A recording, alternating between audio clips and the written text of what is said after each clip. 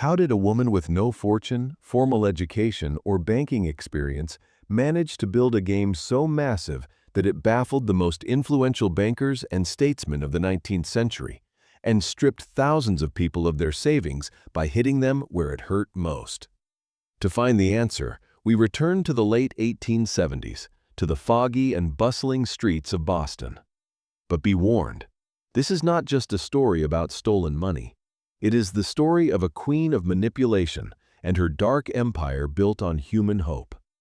If you've already liked the video and subscribed to the channel, let's begin our tale. The protagonist of our story is named Sarah Howe. Many of you, when thinking of financial fraud, immediately recall Charles Ponzi. But let's note one fact. When Ponzi was still in diapers, Sarah had already created the perfect system for extracting the last pennies from the population. The main thing we know about Sarah is that she was a professional fortune teller. Yes, you heard that right. Her entry into the world of finance began with reading human fates and sensing others' fears and desires. To look someone in the eye and understand what they need, that was Sarah's primary weapon.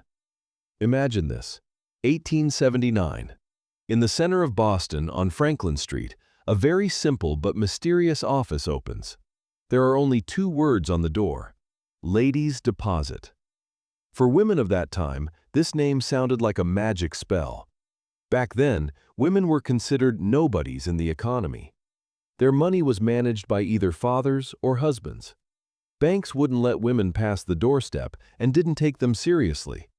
Sarah Howe saw this void, this resentment, and she decided to strike their weak spot. She promised women not just money, but a sense of self-worth. Sarah's office quickly turned into a hub of gossip. She treated every woman who entered with maternal care. But there was a cast-iron rule: no men allowed inside. No male advice was needed, for men supposedly didn't want women to be free. This sense of exclusivity was the most powerful hook in Sarah's trap. Tell people, this belongs to you, and outsiders don't know about it. And their logic switches off while their greed wakes up. And the promise was incredible: 8% profit per month. Today that might seem small, but let's do the math. That is nearly 100% annually. The most powerful banks of the time offered only 3 to 4% per year. Sarah said, "I will double your money in just a year." Where did this money come from? When people asked, Sarah would switch to her famous whisper. She told them that in Europe, specifically Vienna, there was a secret fund of the Christian Charitable Society. The goal of this fund was to help poor and single women worldwide. "I am merely a mediator for this fund," Sarah would say. "I want nothing for myself. I just want women to stand on their own feet." At that moment, Sarah Howe stopped being just a swindler and became a savior. In the first few months, clients, mostly maids, teachers, and widows, actually received their 8%. Now imagine that teacher's joy. All her life she had saved pennies, and suddenly she sees the sum in her pocket grow in a month. That teacher runs to her friend, the friend to her sister, the sister to her neighbor. Boston's streets literally shook with the whisper, "That woman on Franklin Street works miracles." Soon, miles-long lines formed in front of the office. Women sold their homes, brought money saved for dowries, and gave this woman everything they had secretly hoarded. Sarah, meanwhile, stuffed the money into small boxes without any official banking documents. No bookkeeping, no accounting. The secret engine of the system was simple. The money from thousands of new women paid the interest of the few hundred who came earlier. It was the largest and cleanest Ponzi scheme in history. But such a massive noise couldn't go unnoticed by the state and the newspapers. The editor-in-chief of the Boston Post grew suspicious. He understood economics and knew that no legitimate business could yield 8% net profit per month.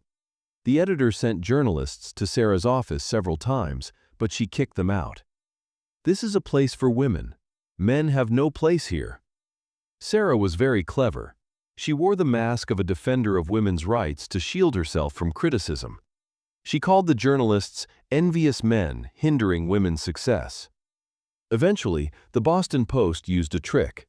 They sent a female detective undercover as a client. This woman spent weeks monitoring Sarah's actions. What she saw was horrifying. She documented that Sarah made no investments, had no connections to any funds, and was simply moving money from one bag to another. A massive article was published. The Great Fraud Exposed. What do you think the people did? Do you think they got scared and demanded their money back? No. Many women gathered in front of Sarah's office to protest against the newspaper. They shouted, "You are lying. Sarah is our mother. She helps us." People were so deeply manipulated that they preferred to believe their dreams rather than the facts. In psychology, this is called confirmation bias. If we find even a tiny shred of evidence supporting what we want to believe, we throw all the counterproof into the trash. But the state had already moved to action. When the police raided the office, the scene was unbelievable. Sarah's boxes were empty. She had long ago siphoned off over $500,000, which, in today's purchasing power, is roughly $20 to $30 million. More than 1,200 women went bankrupt overnight. Some were on the verge of suicide. Some were left on the street. Sarah was arrested. In court, Sarah's behavior resembled a theatrical performance. She admitted no guilt. "I just wanted to help women. The state came and destroyed my business," she said. She even tried to sway the judge and jury with her eloquence. In the end, she received 3 years in prison. The laws of that time were far too lenient for such massive financial crimes. But the end of the story will shock you even more. Did Sarah settle down after leaving prison? Not at all. A few years later, she reappeared in another part of Boston. This time she changed her name, but the method remained the same. And do you know the scariest part? The very same women who lost money the first time began bringing her their savings again.